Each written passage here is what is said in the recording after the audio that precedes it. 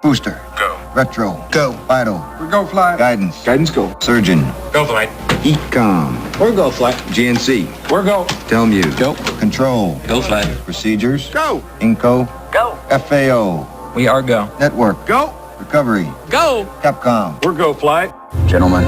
Milenko Nedeljkovski, popladnevno radio show započnува. Houston, we have a problem. Dobro doјдовте во мојата емисија на Радио Слободна Македонија од центарот на Скопје, од главниот град на Македонија. Бидејќи се уште благодарејќи на влюбениците во поранешната комунистичка партија, односно Сојузот на комунисти на Македонија и активистите од тоа време како Глигор Копров и слични, бидејќи благодарејќи на нив не можеме да слушаме музика кирилица, ниту македонска, ниту од поранешните простори на Југославија, особено нели хрватска, српска, таа што ја сакам да кажем од Словенија и така натаму, бидејќи не можеме значи кирилица да слушаме, тогаш ќе слушаме нешто друго што сме сакале во нашата младост. Во текот на оваа емисија малку она што ја ги карактеризираше моите години пред многу децени, тоа се Deep Purple и Led Zeppelin. Do you expect me to talk? No, Mr. Bond, I expect you to die. А од мене се очекува да говорам секоја среда од 17 до 18 часот.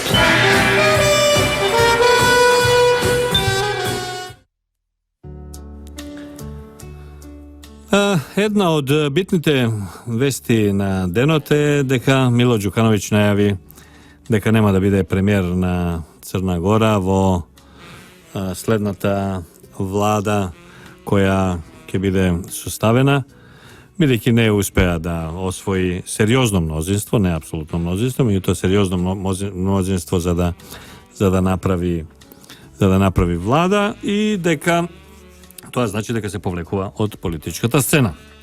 Нормално, оние со малку мозок и интелигенција, никаква аналитика, дарба за аналитика, луѓе кои никогаш ништо не погодиле во политиката и во своите пишувања, како што е, например, собственикот на Плюс Инфо Бранко Геровски, потрчаа да се порадуваат сметајќи дека како што според нив паднал Мило Ѓукановиќ, ќе паднал и Никола Груевски. По-погрешен заклучок и по-погрешна споредба и анализа тешко може некој нормално умен човек да направи, што се однесува конкретно до ситуацијата во Црна Гора во споредба со ситуацијата во Македонија. Зошто? Затоа што Мило Ѓукановиќ е рецидив и од стариот Сојуз на комунисти на Црна Гора, односно на Југославија, што Никола Груевски не е. Мило Ѓукановиќ е превеан криминалец и шверцер на цигари, кој тоа го работеше и соработуваше меѓу другото и со шверцерите на цигари од Македонија, односно Бранко Црвенковски, Хари Костов и Бранко Бучковски и Владо Бучковски. Никола Груевски тоа не е. Мило Ѓукановиќ е човек кој ги смени сите своји партнери и ги жртвуваше сите своји пријатели и верни членови на своето обкружување, идеја, ако уопште имаат и политичка опција. Никола Груевски тоа не е. И што е најважно, односно две најважни работи, прво и основно, опозицијата на Мило Ѓукановиќ во Црна Гора е антинатовски расположена, голем дел од неа просрпски и проруски расположена, во секој случај антинато и анти-ЕУ расположена, што случајот во Македонија не е туку, е сосема спротивен. Опозицијата во Црна Гора, добар дел од опозицијата во Црна Гора е антисоросоидно расположена, а позицијата беше финансирана од Сорос, што е сосема спротивно од Македонија. Исто така, Мило Ѓукановиќ освои на мускули 35 места во парламентот, кој брои 81, а му требаа 42 за апсолутно мнозинство, значи 7 му фалеа.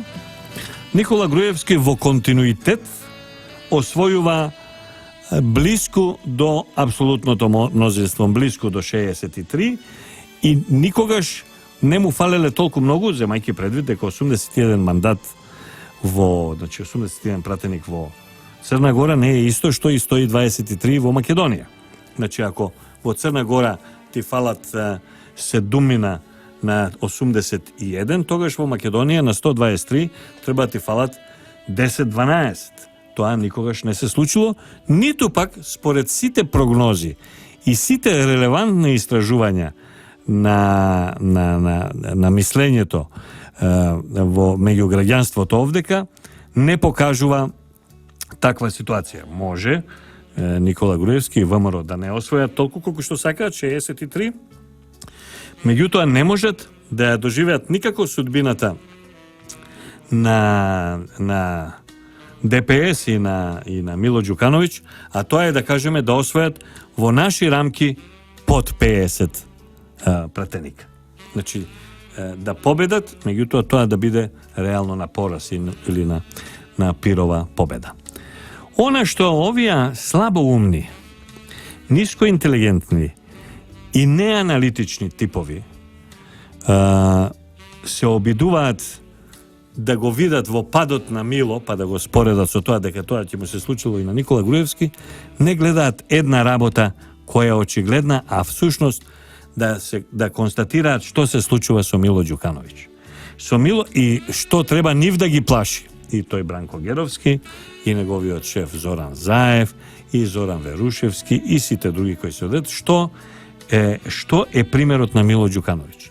Мило Ѓукановиќ, случувањето со Мило Ѓукановиќ е всушност Сајгонски синдром.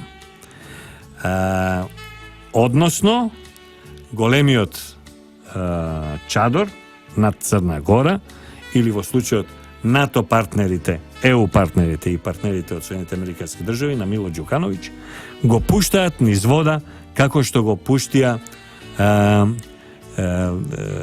режимот во Сајгон, кога го напуштија Сајгон и кога избега од Виетнам поразени од виетнамскиот народ. Ако се сеќавате, ако не, слободно кликните си на Google, има колку сакате за тоа информации.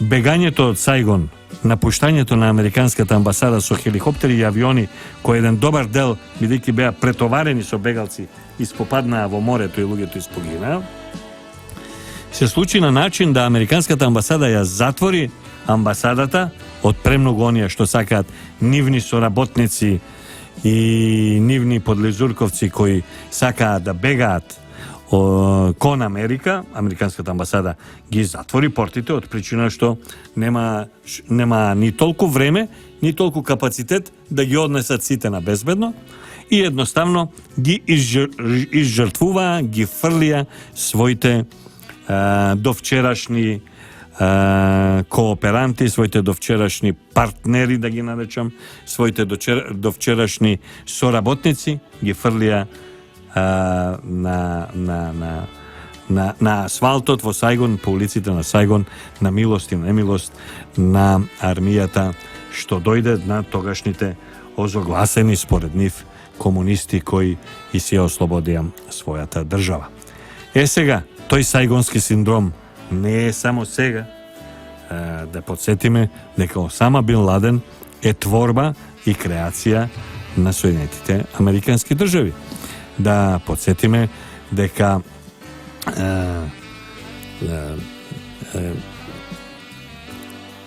да кажеме голем соработник нивен беше и одобрен од нив беше Садам Хусеин и еден куп други политичари кои едноставно кога настрада Миша Шакашвили.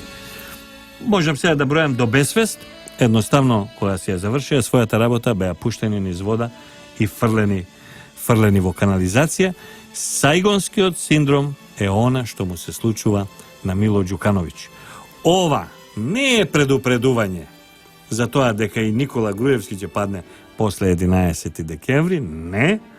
Ова е предупредување до противниците на Никола Груевски, а соработниците на странските служби и амбасади во Република Македонија, дека нивниот неуспех на следните избори, кој е извесен, македонскиот народ е сплотен во тоа да го даде гласот за ВМРО и еднаш за секогаш да ја заврши оваа криза, да го заврши овој галиматија совдека, дека нивниот дефинитивен пораз на 11 кон 12 декември ќе значи дека нивниот чадор, нивниот партнер, нивниот финансиер, нивниот досегашен поддржувач ќе ги остави пред вратата на амбасадата, како што е во случајот во Сајгон, како што беше случајот во Сајгон, а сега како што е случајот со Мило Ѓукановиќ. Фала многу, ја оддалечи Мило својата држава од Русија и стави, пази, еден ден откако ја продолжија Црна Гора ги продолжи санкциите против Руската Федерација. Така многу му се заблагодарија овие неговите поддржувачи што му рекоа ќе си одиш, иако на тоа сигурно не помислувал до утрото. Значи, пример како ќе завршат овие кај нас кои се, а кои нема и не ни можат да ја испорачаат, да го испорачаат производот кој од нив се бара, а тоа е уништување на ВМРО, да помене симнување од тронот на непобедивост и на човек кој има доверба, во кој има доверба во народот, која има Никола Груевски, бидејќи тоа нема да успеат. Нив ги чека синдромот Сајгон, односно сега да им е поблиско историски синдромот Мило Ѓукановиќ. Тоа овие кои денеска се испораспишаа колумни со давајќи пример, еве сега таму се случи, ќе се случи и кај нас, тоа тие не може да го разберат, и ако го разберат им е премногу болно и се кријат од сето тоа. Работата која во овој момент можат да земат да ја споредуваат, ако веќе го споредуваат Мило Ѓукановиќ, па зашто не кажат што е со Вучиќ, кај северниот наш сосед, па сосема друга споредба да се даде. Значи, Мило паѓа, нема да падне и Никола Груевски, падот на Мило е Сајгонски синдром, синдром кој очекува опозицијата, македонската опозиција, на 11 декември оваа година. Ајде, пробајте, не ги слушајте емисиите на Миленко Неделковски на Радио Слободна Македонија. Go ahead. Make my day. Пред да одат овие мал реклами најави джингл, одеше Soldier of Fortune, една од најубавите песми на сите времења. Soldier of Fortune всушност е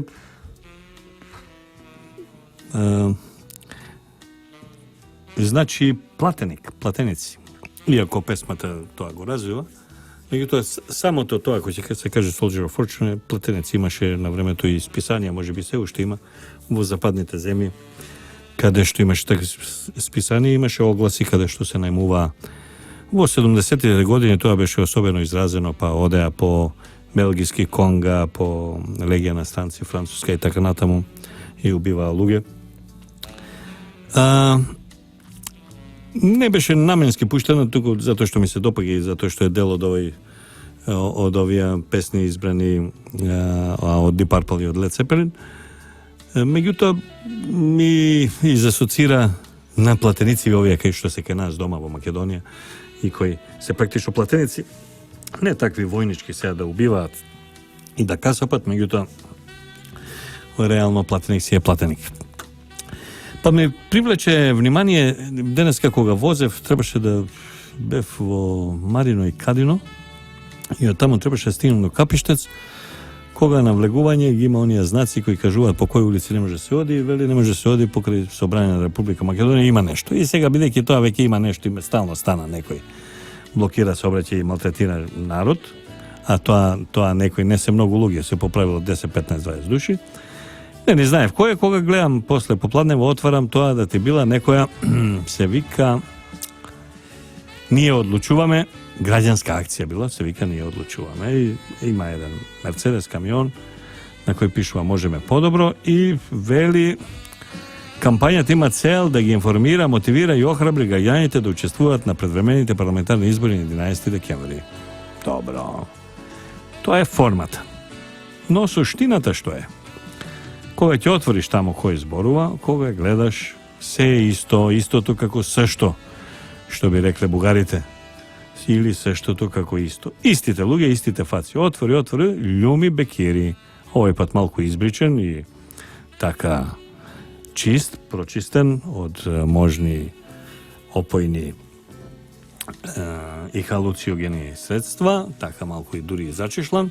Меѓутоа истиот оној љуми кој се дереше, кој се викаше, кој падавичареше. Значи не е можно ли е во целиот тој куп од луѓе кои нешто како ќе го рушат ВМРО, ДПМН, ќе го променат мислењето на македонецот или на македонскиот народ, вади истите два, тројце, четворица. Нема некој друг. Тој, пак тој. Не можеш ли од љуми некој друг да се избере?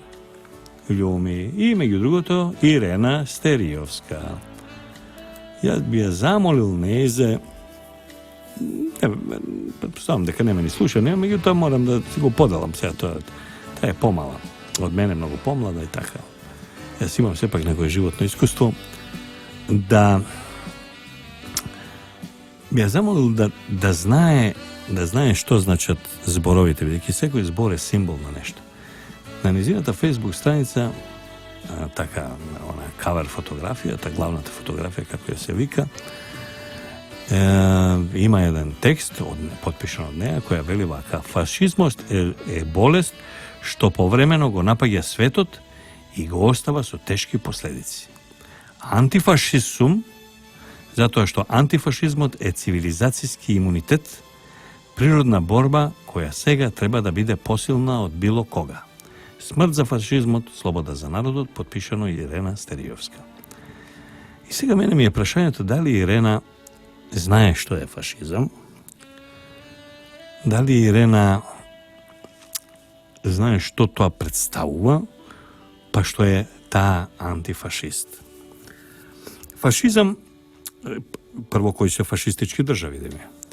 Значи, сите фашистички држави, поранешни официјални фашистички држави, а сега во голем дел од нив има сериозни фашистички движења, се државите кои се членки на Европска унија, тамо кај што не е Македонија членка, а каде што шарените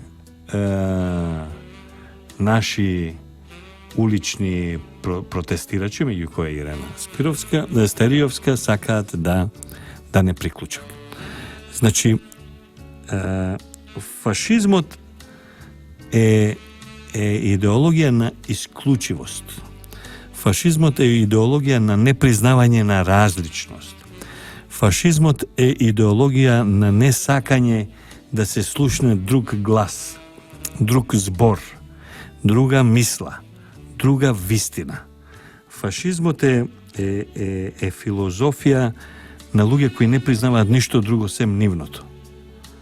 И фашизмот е она со што реално не окупира овде нас Европската унија и така наречената меѓународна заедница, бидејќи под меѓународна заедница всушност се работи за 5 држави или 7 или 10 држави, не за во вистинскиот збор значење меѓународна заедница.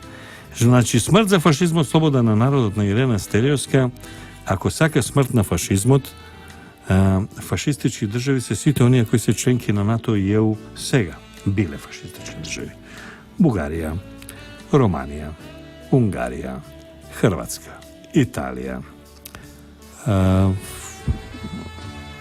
Вишиевата Франција, значи половина од Франција, Германија, Шпанија, Балтичките сите земји, дел од Бенелукс, дел од скандинавските земји. Значи, сите тие биле fašistički, i ako gledаме сега, има огромен број фашистички, некои не се со предзнак, вака да каже дека сме ние, меѓутоа Златна Зора не може ништо друго да е туку само фашистичка партија која има своји депутати, своји представници во сите органи на Европската Унија во Брисел. Сега, значи, таа Ирена Стериовска, која се бори против фашизмот, е во соработка со човек кој реално и институција кој реално ги застапува фашистичките идеи. Да кажеме, Джордж Сорос е човек кој своите евреи во Унгарија ги предавал на фашистичките сили за да идат во концлагери, да бидат таму уништени, палени, здробени, убиени. Тој истиот е тој кој инвестира во шарената, така наречена овдека, некаква револуција која не успеа, едноставно не пројде кај македонскиот народ. Неизините соработници, еве као тој Љумик денеска двајцата еден до друго, не дозволуваат да има друго мислење во универзитетот, кај младите студенти, на медиумите, беа нападнати медиуми, меѓу другото и Радио Слободна Македонија. Фашистички е односот, еве на тој Никола Наумовски на Омекс, да, или на тој Амон, тој Сарачи, Петрица Рачини, Амон Мара и така натаму. Фашистички е нападот врз медиум, како што беше Радио Слободна Македонија, да се крши, да се нападнат новинари, да сега се тепат новинари. Фашистички е нападот врз телевизија Сител, да се прави политичка партија, да прави митинг пред телевизиска станица. Поголем фашизам од тоа нема. Можеш да не се согласуваш тој со Сител, со Радио Слободна Македонија, со Телма, со Нова ТВ, со 24, со кого сакаш, со Канал 5, твој проблем е, можеш да не се согласуваш.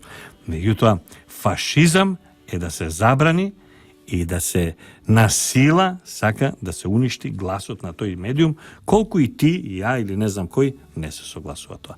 Значи, би бил многу среќен кога некој на Ирена Стериовска би објаснил што значи зборот фашизам и кои се фашистите во современиот свет. Фашистите се тие што прават војни и што истребуваат народи. Колку што е познато, од влегувањето во Авганистан на Советскиот сојуз, од тогаш наваму, Русија нема војна, ниту окупација, ако не се смета оној дел на одговор на обидот за инвазија од Грузија, кој се траеше неколку дена. Нема агресија врз друга држава, например, Северна Кореја. Нема агресија врз друга држава, например, Куба. Ниту има агресија врз друга држава, Кина, ниту има Македонија. Кои имаат агресија низ други држави, еве да кажеме, Барак Обама има Нобелова награда за мир, во 2 мандата, во 10 години, во 10 години по 12, во 120 месеци, 1 месец нема Соединетите Американски држави да се без некаде да водат војна. Па сега видите вие кој е фашистичка држава, кој не е, кој е режим, кој не е, кој е агресор, кој не е, кој е хуман, а кој е нехуман. Gentlemen, it's been a privilege flying with you. Тоа беше попладневното радио шоу на Миленко Недолковски. Hasta la vista, baby.